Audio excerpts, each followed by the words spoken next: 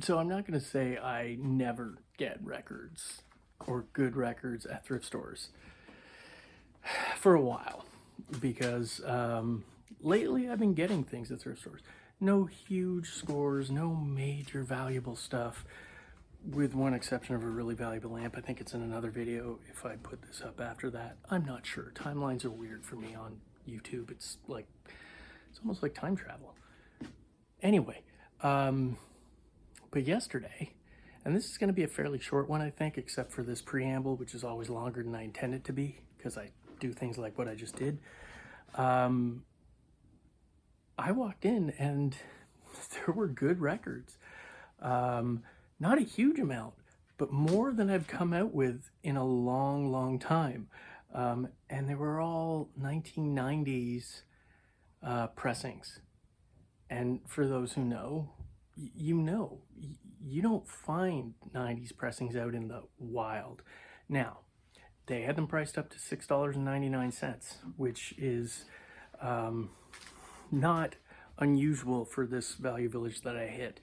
They're clearly looking up prices, but with these, I think somebody was just like, nah, no. R&B, hip hop, and some classic rock stuff from the 90s, which again, you just don't find. So I also, and I kind of wonder if they came from, clearly these came from somebody who had some sort of connection to the record industry, because there were certain pieces of paper slid in with these things that sort of, I used to work, in fact, for the label that a lot of these came from. And so I sort of recognized some of the stuff. It was kind of a weird trip back for me. And so there were also a whole bunch of demo cassettes, like independent stuff from the 90s, Canadian. Most of it seems to be like either EDM or like alternative rock type stuff. Half of which are not on Discogs, half of which were sealed. And they were $1.99 and $2.99, which again, for cassettes to me seems bonkers, but not things. And keep in mind, my American friends, these prices are in Canadian. I also had a 20% off coupon, and this again tells you how long it's been since I have gotten enough records to really use a 20% off coupon. In the past, it was 20% off your entire purchase. I didn't read the fine print on the new one for this year, and now it's 20% off. I think it's the first $50. So if I'd known that, I would have been smart and broke up my purchase into at least 3 lots, and then you get 50% across the whole board, because I have several coupons. I didn't know it was too late. There was a big long lineup, so whatever, I just bought them. I was happy because a lot of these records are in the $50 plus range, if not more, for a few of them. So anyways, I've gone on too much, and we'll go look and see what I got. It's surprising from a thrift store, especially a corporate one. Just so everybody knows, at the village, that one, taking that one, only taking that one, taking that one, oh Lord, taking that one, taking that one,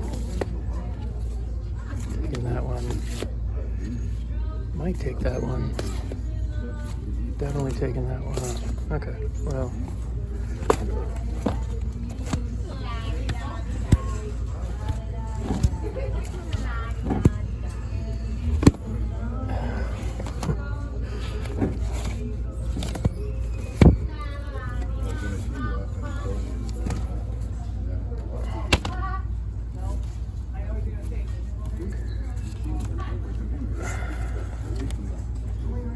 not at $6.99.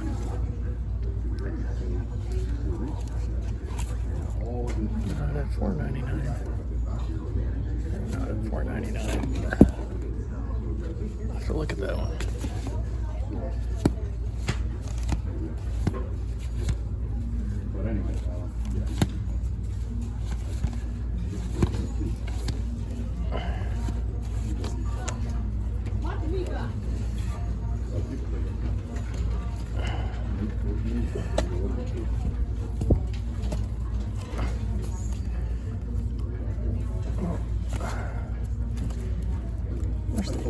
things a little bit easier to access.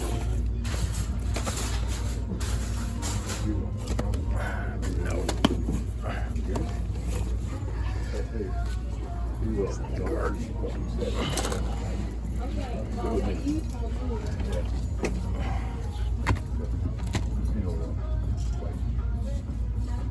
You too.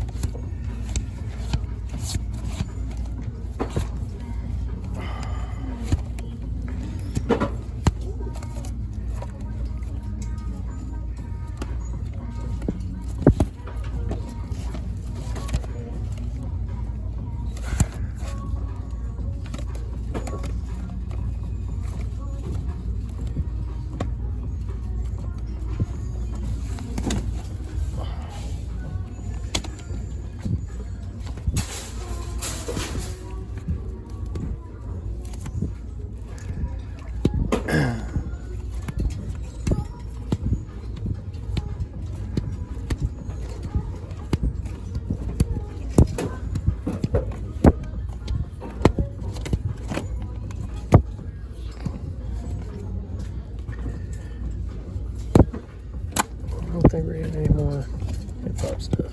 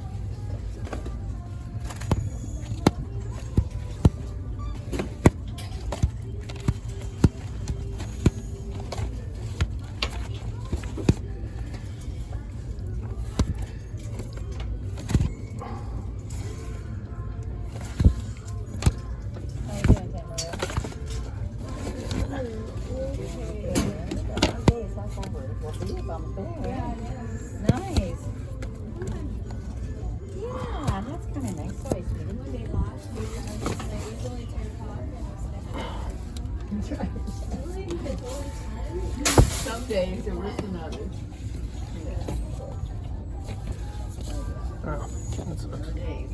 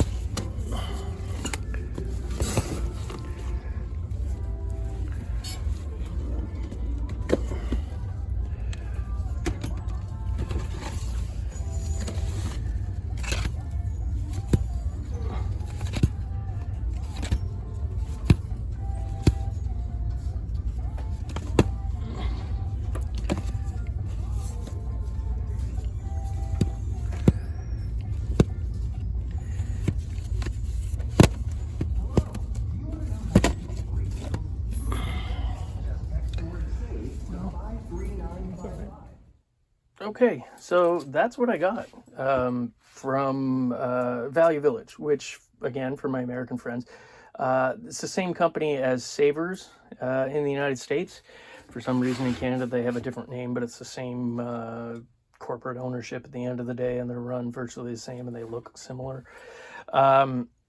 But yeah, they are usually really good at this one about pulling stuff that's valuable and putting it in their showcase at more than retail or highest Discogs prices without checking condition. In this case, these got by. And I think I actually did film on this one because I was like, no one's going to believe this. So I kind of snuck in there. They don't like filming in this Value Village. I have been told. I've seen other people told.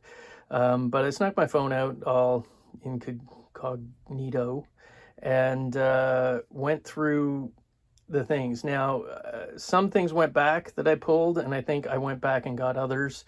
In fact, I think this Burton Cummings is one that I was like, you know what, I'm going to go grab that. So anyways, we'll get right into it. So this, I put them in sleeves. I haven't cleaned them yet, but I wanted to go through just so I had the dates and the numbers and everything, and I threw some rough prices on some of them, but I didn't get to all of them. But anyways, this is Burton Cummings. Burton Cummings solo records go for very little money. They are in my $5 bin or more.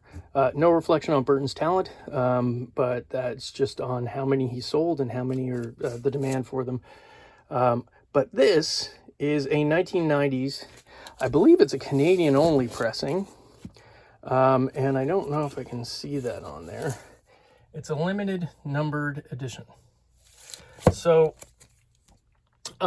there's a little bit of writing on the inside sleeves, sometimes in the outside sleeves. I might be able to get that off because I have a method with pen on glossy cover that sometimes works. The records themselves are in really nice shape. Some look unplayed, which sometimes when, if this person was a label rep or maybe a street rep or something like that, happened. They would do one listen and that would be it. So this one, again, with pricing, there's none of it. There was only one available for sale. It's only VG Plus, and he's got $200 on it. The Discogs median is about 100 and something, and I think there's one that's sold for a lot more than that. I don't know. There's no real recent sales history on this, so I don't know. I'm just sticking that on there for now more than anything else. This, again, in there, 1990. It's the Young Guns soundtrack, and it was done by John Bon Jovi. Not my Bon Jovi, mind you, just John. And I have people who collect soundtracks, and obviously, you know, Bon Jovi's a bit of a thing. So that was in there. Big Timers. I was not familiar with them. It's sort of like, I guess, crunk. I feel silly as an old man saying that. There's a little bit of writing on there. I should be able to get that off. But again, this is a promo copy from 2002. Not huge money on there, but these are all $6.99. And this is where some of the money starts coming in. I can show you. Well, I don't need to show you. You saw it on the thing when I was pulling out. The stickers are still on the inside. I have to get those off too. This is R. Kelly's 1998 3LPR. I know. I'm not even going to really address, other than what I'm about to say now, the whole controversy around R. Kelly, but people still want his records, so I'm not going to leave those behind. Coffee Brown. Strangely enough, I believe with Coffee Brown, I worked this when I was on the, when I worked for the record label, because that's about the same time I was there, I think. So, and the name struck me as familiar. Again, R. Kelly's first records, European Press, 1992. And then R. Kelly's Europress. This is the two, because they apparently put this out as a single record, and this is the double. A little harder to find. Hot Cocoa, I know nothing about, but it was of that era. I think it's 90. I think it's it's either in 90. It's weird. There's like a lot of stuff from the 90s. I'm gonna move this over so we don't lose them. And then a gap, and everything jumps to the 2000s. Robert Plant's Manic Nirvana. This is a 1990 pressing again. Not hugely valuable. It's if you're, sort of a little bit harder to find. This I probably should have left behind, but I just dug it, and this one was $4.99. It's Little Bow Wow, and it is the promo version of this record because it came with this instead of like his picture cover. This one is valuable. Brian McKnight, I'm not 100% sure what year, but I know it's in the mid-90s. The Discogs median on this is something ridiculous, like $180 or something like that. Whether I'll get that, I don't know. I don't think so. This was one I grabbed without realizing that it is a 1990s pressing. I love the Poppy Family. For those who don't know, they're a Canadian group that's from the 60s and 70s that did Susan Jacks has fantastic voice. Terry Jacks, I think he was the guy who wrote Seasons in the Sun, or maybe, I don't, yeah. Sorry for all the Canadian guys who are screaming at me right now. You should know this. We're going to take your citizenship away. But I do love the Poppy Family, and I had never seen this before.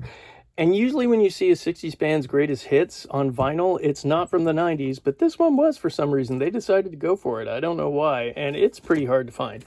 Blue Cantrell. I remember I did work Blue Cantrell I worked for BMG Music for a while as sales and promotion rep, so basically a rack jobber as the derogatory term they used. But yeah, this sadly didn't go too many places in terms of sales, but it's nice there. Glenn Lewis, another Canadian R&B soul singer. This is from the 90s. And then Montel Jordan, another 90s pressing. So yeah, I think that's 15 records. I don't walk out with 15 records when it's like nothing type records. The fact that I walked out, and most of these are going to be between 30 and 100 with a few each, with a few a bit more. The records are really clean. The covers, they've got corners a bit bent, and that pen should come off. I'm pretty sure I should be able to get most of that off. But still, here are the tapes. Now, this one isn't. This is Gregory Hoskins and the Stick People, is a Canadian artist. It's sealed, so I grabbed it at $2.99. This one, these are where where's the other one? Was there not? Yeah, I also got this sealed copy of Public Image Limited's Greatest Hits. It's $2.99. I just buy sealed cassettes whenever I can. So here's all these indie ones. And you can tell just by looking at them that they were indie. And by indie, I mean independent. This is a Canadian. There's Electronic Dream Factory. This one actually does show up on Discogs, and I think it's like $25. But that's not a sealed one, so this will probably go for a little bit more. What I'll probably end up doing with these is just actually put them on eBay in auctions and let people decide. Because the thing about independent cassettes, and I've had this before, just because it's not on Discogs doesn't mean it's not desirable. It just means it's really super rare. And I've had a few, especially anything that was like sort of heavy metal-ish, go for hundreds of dollars before on independent stuff, especially sealed stuff. So this again is a 90s thing. The Ne'er-Do-Wells. Now they did, I believe, have a CD put out later, but this is their indie cassette. And these things probably would be considered sort of demos. Sealed again. The Elephant's Child and Noise in the Human Environment. Again, it's Burnaby, BC, independent label. There's another one, Sinus Envy. It's sealed as well, which sucks because I kind of want to listen to these, but I also know opening them up will affect value. This is just a BMG, and I got it for more, I remember handing stuff like this out. We're in the house, and it's like a house music and type thing. Like a Tribe Called Quest is on there, Foo Snickens, TLC, R. Kelly, the KLF, Boogie Down Productions was in there, Urban Dance Squad, UDS. Interesting. Genetic Rhythm Taste, and again, that's an indie. That one's open, so I might give that a listen. Eco Tour, The Weekend Guru. Another one. Foam, Too Sensitive for You.